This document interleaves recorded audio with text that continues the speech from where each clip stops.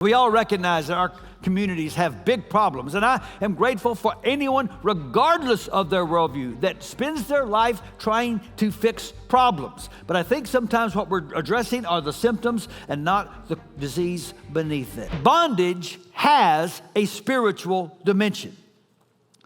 What I'm advocating today and the next 6 weeks is a unique and distinctly Christian worldview. That behind the problem of evil is the problem of a devil. And I know in the West some will scoff at that, some will think that is silly, but you've got to know this. What we know about Jesus comes from this source we call the New Testament, and every single New Testament author acknowledges a real devil. Do you know why? Because that was the worldview of their rabbi. Read the Gospels. Jesus mentions the devil 25 times. In fact, his ministry begins with 3 very personal encounters with a very personal spiritual enemy. Evil to Jesus was not just some generic reality. Behind evil was a malevolent, evil being. He knew that there was a very real conflict in the invisible spiritual realm that's being manifest in the visible physical realm. And this is what he taught his apprentices. And so Paul would write, for example, in Ephesians 6, we're not fighting against flesh and blood enemies, but against evil rulers and authorities of the unseen world, against mighty powers in this dark world, and against evil spirits in the heavenly places. And here's what I want you to remember. While in the West we may not take this kind of language seriously, the global church does.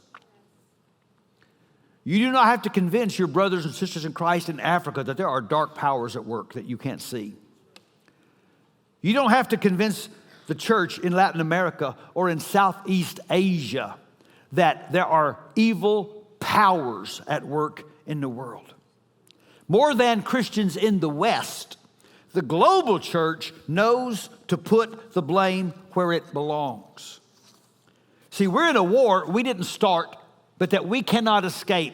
And we need to get better at recognizing the powers behind the problems. Well, we got problems.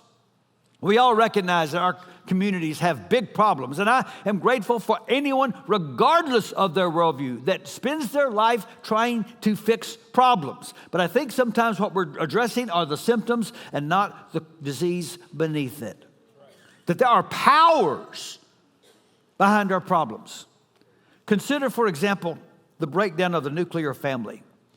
So much of our poverty, our imprisonment, our crime, our drug addiction all come back to the fact that our families are coming apart. Do you think perhaps there are powers behind the breakdown of the family? That there are powers driving the prevalence of so much anger and vitriol in our politics? That there are powers behind the spread of destructive ideologies about sex and gender among our children? Or think about the predominance of hyper-individualism. The most common philosophy today is you have to find your own truth and look within and be whatever you want to be. And yet, an irony is our rates of loneliness are skyrocketing. Our Surgeon General says it's the number 1 health crisis in our nation. That we value the individual and we're starving for community. Do you think the powers might be behind some of this?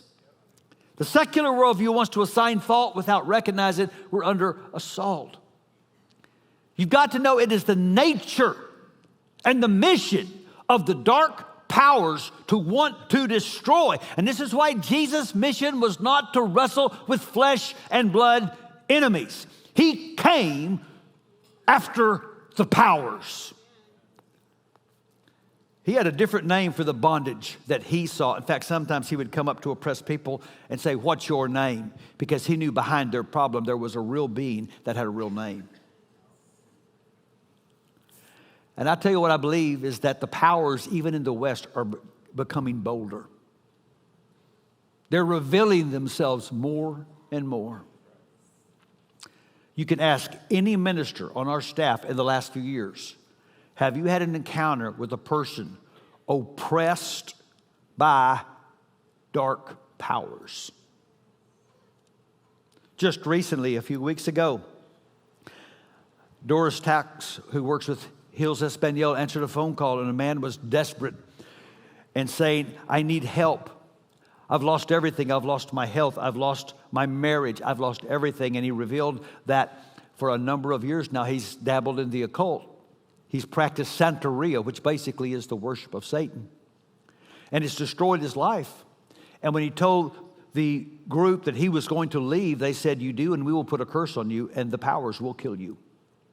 And he was hearing all these voices every day threatening to kill him. And he had called a sister that was a believer and said, you need to find a Christian church. You need to get baptized and break that bond.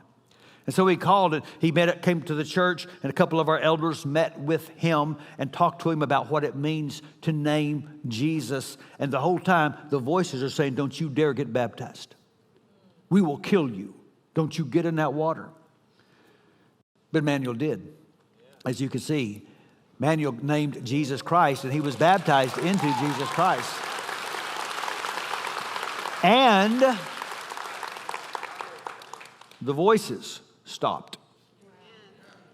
And now Manuel is coming to our church, and the good news is with his wife, because they have been reunited. And they are walking in freedom. See, I want you to know, I believe the powers of darkness are real. I believe they really do harass and oppress and bind people. And I believe that Jesus really is stronger than the powers. His name is a light the shadows cannot deny. His name cannot be overcome. Darkness must bow to the light of the world because he sits on a greater throne.